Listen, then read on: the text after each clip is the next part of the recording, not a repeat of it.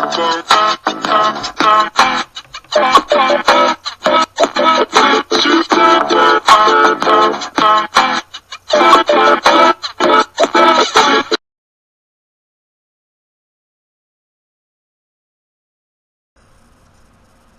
poppin', everybody? A-Fizzle tuning with y'all on this Monday, April 29, 2013. Giving you another episode of Ventura Avenue. This is episode number 10. Now, I wasn't really going to do a video today until I woke up this morning. Then an hour later, I tuned the NFL Network to see NFL AM because between me and you, I only watch NFL AM from the close of moments. I was just joking, but yeah, I did. But I did turn the NFL Network, NFL AM, which was on at the moment. And the first thing I see was the New York Jets have released Tim Tebow. I knew from the get-go when Jets drafted Geno Smith that they was going to release a quarterback. I couldn't expect to be Tim Tebow, but then again, it was, it could have been anybody. It could have been Sanchez. It could have been Greg McElroy. I think they got another quarterback in the Jets. Could have been anybody, but Tim Tebow should not have been traded to the Jets to begin with because Rex Ryan, he's afraid to use Tim Tebow. I don't know why, but he just was. As a quarterback, he used him as a punt protector. He used him as a fullback. But the one position he did not use him as is a quarterback. Then week 12 against the New England Patriots, they were getting blown out. And Mark Sanchez created the butt fumble and all that, and they were coughing up the ball. Fans were screaming for Tebow. This game was in New York, by the way, week 12 game. They were screaming for Tebow, but no, he too stubborn to let him play.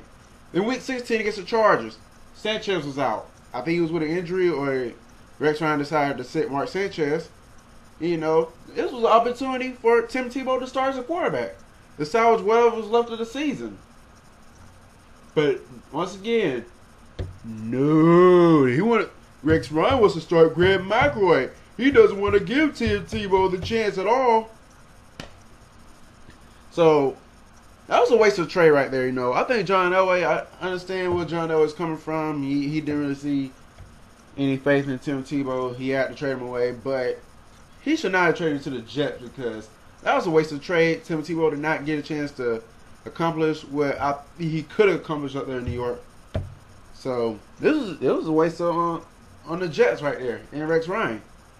I think Rex Ryan's job is on the line this upcoming year. If he does not, I feel if he does not go 8-8 or better and make the playoffs, he's gone. He should have been gone like this past season. After that shellac they call a season in, should have been gone. But he's gonna learn. He's gonna learn one day. You can't go from AFC champion. Excuse me. You can't go from AFC championship to mediocrity to atrocity and expect to stay around. It never happens. You're going to get fired. You turn the team to a roller coaster team into like what Stephen A. Smith would like to call it, a circus. That's what it looks like in East Rutherford on the Jet side. It's a circus.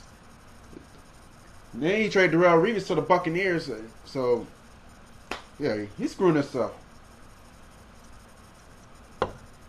But as far as Tim Tebow, I still believe in Tim Tebow. I still have faith in the man.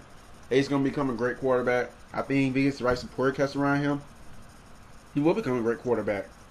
That's just my opinion. I'm always going to believe in him. I wish him well wherever he goes.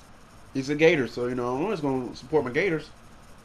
But as far as like his future, it's sad. As far as him being a quarterback, I don't think there's going to be too many teams, if any, out there who's going to accept the challenge of Tim Tebow as a quarterback. But I say if he were to switch positions like to a fullback or to a tight end, something like that, maybe a few more teams would be interested in him. I heard Bill Belichick was interested in Tim Tebow. He'd go there to the Patriots and become a fullback. I heard that.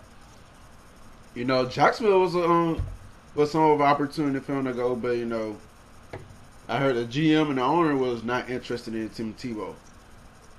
If I was the GM or the owner of Jacksonville, I said bring him here, bring him home, and test it out. Because because Jacksonville, they got Chad Henne and Blaine Gabbert. And no disrespect to Blaine Gabbert.